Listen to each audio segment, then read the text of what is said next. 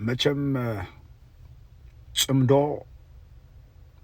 ዘየሸበሮ አቦታቶም ነቦታትና አጥፈዮም ሲ ደቆም ንዓና ንኸጥፉ እዮም ጽምዶ ዝገብሩ ዘለዉ ሕጂ እዚያ ካይ ትኸውንና ጽምዶ ዘየረዓዶ ዓሰም አኮሎ ግዛይ ብላክ ዓሰም ናይ አኮሎ ግዛይ ጽምዶ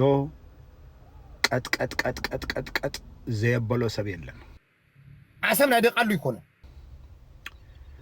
ቅድሚ ሕጂ ብዛዕባ ናይ ኤርትራ ውዕለታ አስተማቀይረ አይወዳእኹን ኢሉ በምዝራብ ዝፍለጥ ናይ አዲስ አበባ ዩኒቨርሲቲ ናይ ፍልስፍና መምህር ሎሚ ድማ ብኻልእ አጀንዳ መጺሎ እቲ አጀንዳ ድማ ከምዚ ዝብል የኢትዮጵያ መንግስት ብዙ ተመክሮ ያለው መንግስት ነው።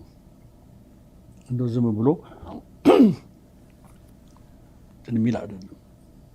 ራሱን ለማዳን የሚፈልግ መንግስት ገባ እና ያላቸውን ዲል አናውቅም፣ ግን ሞክረዋል። ሁሉም የትግራይ ህዝብ ደግሞ ከቅድም እንደነገርኩ ከኤሪትሪያ ጋር አብረን እንሁን የሚለው ነገር አይመችም። ጥናቱ ደግሞ እንዳለ 76% የጎዷቸው እነሱ ናቸው። እና ሄደህ እዛ እንትን የምትል ነገር የለም። እና እንዲሁ ይሉታል፣ ሊመካከሩም ይችላሉ። ከኤሪትሪያ ጋር ብቻ አይደለም፣ ከግብፅም ጋላቸው ከሱዳንም ጋላቸው አልቡርሃን ጋር ብዙ ነገር ይሞክራሉ። ግን ጦርነት በአሁኑ ጊዜ የሚቻል አልመሰለኝም። እምበኣር ከም ሰማዕኹም ወይ ኣብ ትግራይ ዝተፈጸመ ግፍዒ ከም ዘሎ ኣሚኑ 75% ሻዕብያ መንግስቲ ኤርትራ እዩ ፈጺምዎ ይብል ኣሎ። ግን በአንጻሩ ኤርትራ ዝገበረትልና ውዕለት አስተማቀይረ ድማ አይወዳእኹን ድማ ኢሉ ስምዕዎ። ዶክተር አብይ ያንን ባድመን መልሰው ይመለስ ብለው ጥሩ ግንኙነት ባይፈጥሩልን ኖሮ እኔ ዛሬ የወያኔ ታንክ አዲስ አበባ ሮር ሊያደርግ ነበር የሚል ግምት አለኝ። አንዳንድ ወታደሮች አወዱም ይሄን ሲሰሙ፣ ግን ረድተውናል። እና ገና ያንን ኢንጆይ ያደረኩ ነው። ገና ሄዳለሁ ብዬ ነበር። አስመራን ያውቀዋለሁ ልጁኝ ገባ ምልና I don't want us to sort of lose ጠንካራ ፍሬንድ እዛ ሪጅን ላይ እምበኣር እዚ ዘረባ እዚ ቅድሚ ሕጂ ኤርትራ 75% ይኹን ካብኡ ንላዕሊ ዝፈጸመ ትፈጽም ኤርትራ ተዘይትሕግዘና ኤርትራ መሳና ተዘይትኸውን መቸም ወያኔ ታንክታቱ ሒዙ ኣብ አዲስ አበባ ምትርአየ ይብል ከም ዘይነበረ ሕጂ ካ ግምጥል ኢሉ ጽምዶ ከም ዘሎ ምስ ሰምዐ ህዝቢ ትግራይን መሪሕነቱን ነንበይኖም እዮም። እቲ መሪሕነት እዩ ምስ ኤርትራ ክዕረቕ ዝደሊ ዘሎ እምበር እቲ ህዝቢ መንግስቲ ኤርትራ ማዕረክ እንዴ ከም ዝጨፍጨፎስ ንፈልጥ ኢና ዝብል ዘረባ ወፂኡ ክዛረብ ጀሚሩ ኣሎ። ጽብቕ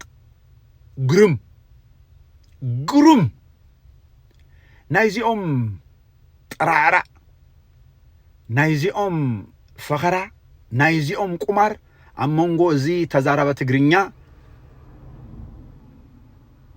ከቢድ ዕንወት ክፍጸም ምግባር ስለዝኾነ ንፈልጦ ኢና። ወያኔ ሻዕቢያን ትበላና ከዛ ወያኔን ትበላለህ፣ አንድ አማራጭ። በሻዕቢያ ወያኔን ትበላና ከዛ ሻዕቢያን ትበላለህ፣ አንድ አማራጭ። ሶስተኛ የኢትዮጵያን የባህር ኃይል እና የባህር በር ንብረት ትመልሳል፣ ሊግል ትከራያለህ ምናምን አላልኩም። በከመይ ከም ዝሕከም እዚ ጽምዶ ድማ እንኮ ዞን ዝኾነ ኣብዚ ሰዓት እዚ ኣማራጭ ስለዝኾነ ንቕበሎ ኢና። ግን ኣነ እንታይ ክብል ደሊ መስልኩም ነዚ ጽምዶ እዚ ድማ ጽምዶ ናይ ደቀ ደቃሉ እዩ ዝብሉ ሰባት ኣለዉ። ዓሰብ ናይ ደቃሉ ይኮነ ፖለቲካ ተረዲኻኒ ብዙ መፁ አይነ ዝቃለሶ ዓሰብ ናይ ህዝቢ ኤርትራ እዩ፣ ናይ ኢሳያስ ኣይኮነ ወይ ናይ ግደፍ ኣይኮነ፣ ናይ ደብረጽዮን ሞ ካይተሓስቡ፣ ናይ ኣቦ ስብሓት ሞ ካይተሓስቡ። ስለዚ ዝብለካ ዘለኹ እቲኦም ኣብ ትግራይ ዘለዉ ደቃሉ ንህዝቢ ትግራይ ወዲኦም እዮም። ዓሰብ ናይ ደቃሉ አይኮነትን ዝብሉ ሰባት ድማ አለው ዓሰብ ይኹን እታ ኤርትራ ገዲፎማ ወነንቲ ዓሰብ አይኮኑ ወነንቱን ኤርትራ አይኮኑ ወነንቲ ኤርትራ እቶም ኣብ ኤርትራ ኮይኖም ይሕመቕ ይጸብቕ ነቲ ጽንኩር ኩነታት ዝሰግርዎ ዘለው ንሶም ተትዛረብዎ ጽቡቕ ነይሩ ግን እዚ ጽምዶ እዚ ንምንታይ እዩ ደቃሉ ዝደልይዎ ዝብሉ ዘለው ፖለቲካኦም ናይ ዕሌት ናይ ትውልድ ስለ ዝኾነ እምበኣር ነዚ ከምዚ ዓይነት ኣተሓሳስባ ዘለዎም ሰባት ድማ ኣነ ኣብ ኤርትራ ንዘሎ ካብ ካልእ ካብ ኣምሓራ ይኩን ካብ ትግራይ ዝውለድ ማዕረክ እንዳይ ጽልኢት ከም ዘለዎም እዞም ሰባት እዚኣቶም ክፈልጥ ይግብኦ ማዕረክ እንዳይ ጽልኢት ከም ዘለዎም እዞም ሰባት እዚኣቶም ሲ ክፈልጥ ይግብኦ ሓደ ኤርትራዊ ካብ ኣምሓራይቲ እንተወሊዱ ካብ ትግራዋይቲ እንተወሊዱ እዞም ሰባት እዚኣቶም ኣተሓሳስቦኦም በዓሌትን ትውልድን ስለ ዝኾነ እንታይ ክገብሩ ደልዩ ክኹንንና ይደልዩ ማለት እዩ ስለዚ ክንስዕሮም ኢና ተቐኒየለይ